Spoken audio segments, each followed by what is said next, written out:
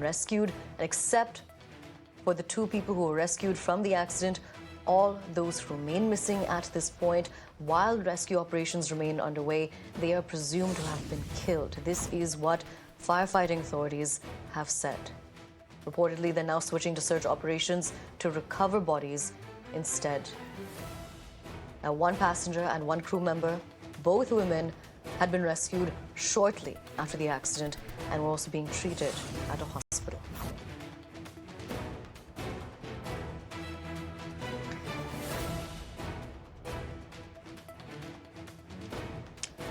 Now, after this tragic update, we want to cross over to an aviation expert who's joining us on the broadcast at this point. We have Captain Sanjay Karve joining us on the broadcast. Captain, thank you so much for taking out the time to discuss this tragedy with us. The sad update that we just learned about is that 179 people out of 181 who were on board are presumed to have been killed. Massive fatalities that we're seeing, reportedly because of a bird strike which had caused this. Captain, would you be able to tell us about how fatal bird strikes are? Good morning, everybody. Though I'm sure it's not a really good morning in South Korea after this incident, a bird strike is extremely hazardous to any aircraft at any stage of flight, be it a takeoff, be it landing, or during flight. But if you look at the video graph, which is available in public domain, what we see is that the aircraft has landed without its landing gear down. Even the nose wheel landing gear door is closed, which is really surprising. And you will also notice that there are no emergency services standing by along the runway. Muan is a pretty long runway. It's a 3 kilometers long runway, and it's an international airport. So if the pilots had declared this emergency of the landing gear, the standard emergency services would have been standing by along the runway, which apparently they were not standing by. So I would assume that no call was given to the air traffic control about the emergency on board. The second aspect, what one needs to know, during the entire course of the flight, from the public data available on the ADSB site, the aircraft has flown directly from Bangkok to that airport. That means at no stage that aircraft has done any turns or any maneuvers, which indicates that the crew had a malfunction or any intimation of the landing gear problem. Also, apparently, it is not in the public domain if the crew had transmitted to the ATC about their problems. So this is a very intriguing fact as to why the aircraft has carried out a belly landing with its landing gear up, that to a high-speed belly landing.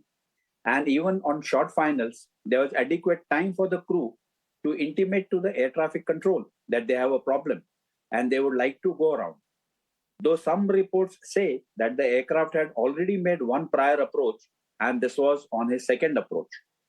I tend to disagree with this because if this was the second approach on the runway, the entire airport would have been on emergency standby, which apparently doesn't seem so from the available videograph. This aircraft was a 15-year-old aircraft, which has come from Ryanair to Jeju Air. The 737-800 is a very reliable aircraft, notwithstanding what is happening with Boeing. The 800 series is an extremely reliable aircraft, which is flown all over the world, and it has got many systems, safety systems and backup systems for the landing gear.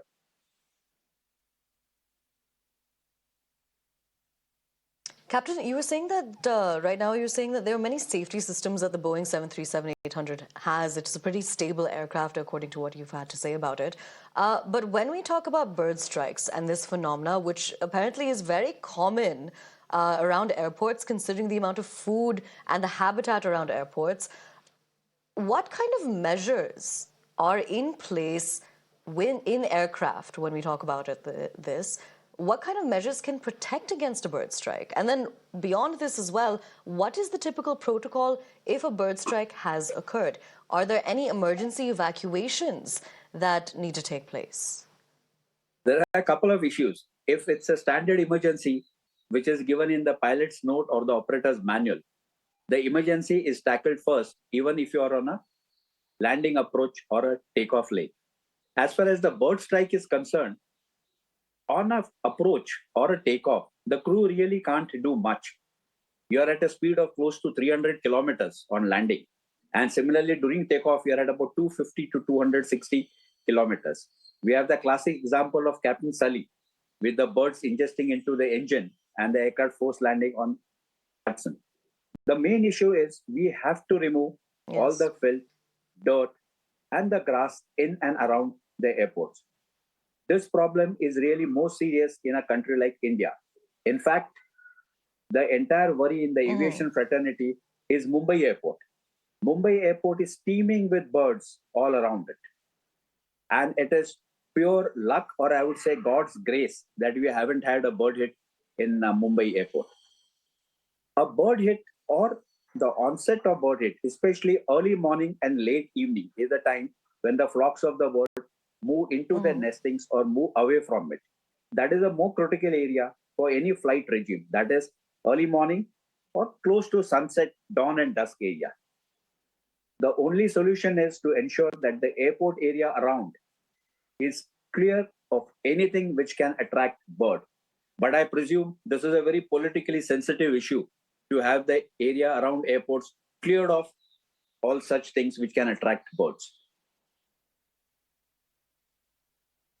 Definitely. You did mention that it's a very politically sensitive issue, but at the end of the day, what does need to be done by governments is they need to prioritize the safety of residents, especially when it comes to their own countries. You were mentioning that Mumbai airport seems to be one particular airport which does face a lot of issues as far as the bird population is concerned. I'm curious, do you think that this crash landing, this tragedy that we've seen take place in South Korea, do you think this is going to inspire a revamping of how India takes a look at possible bird strikes and the flora and fauna that is surrounding its airports?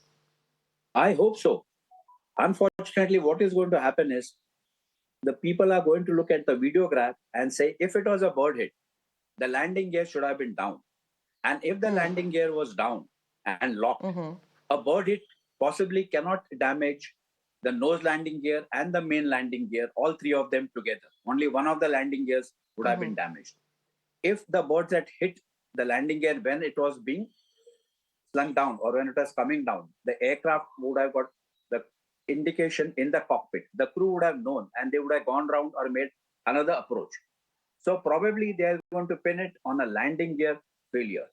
Though certain portions of the video do show a small hump on the nose, indicating that it could be the landing gear door.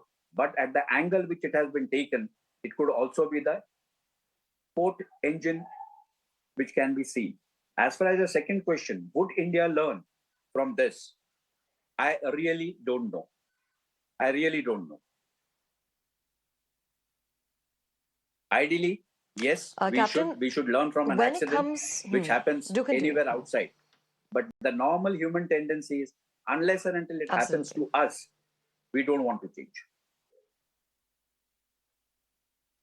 Captain, you've seen the visuals of what's taken place at the Muan International Airport. Do you think any of this could have been attributed to pilot error? It's too early to say that. It's only the cockpit voice recorder or the DFDR that would give us a correct indication. Because what has happened in the cockpit at this point of time, no one knows. The air traffic control at Muan International Airport has not come out with any statement, which is surprising. There would be at least a couple of calls between the aircraft and the air traffic control. Even when the aircraft is on ILS, he reports that I am on ILS, I am on localizer, I am on glide slope. Then he tells the controller tells him, you're cleared for landing, which he acknowledges. So there are these mandatory calls on an approach path which take place between the aircraft and the air traffic control. So if he had a problem at any stage, he would have definitely told the air traffic control. The second issue is the pilots who are flying this type of aircraft are highly experienced pilots and they're trained to handle emergencies. Now, there is something which has happened which the pilots have not been able to handle. So I refuse to believe that it's a pilot error. What one needs to look at it is why a highly experienced set of crew, which have been trained to the highest standards, have landed up in such a place. Let us not jump straight away to pilot error. Unfortunately, the standard aviation terminology is All right. blame the person who is dead. It solves a lot of problems.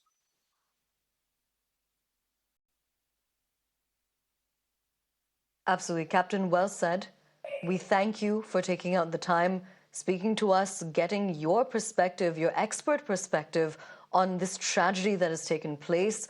The last update on this is that all 179 people, barring the 2 who have been rescued, are presumed to be dead at this point, but rescue and relief operations do remain underway. Captain, once again, thank you so much for your time.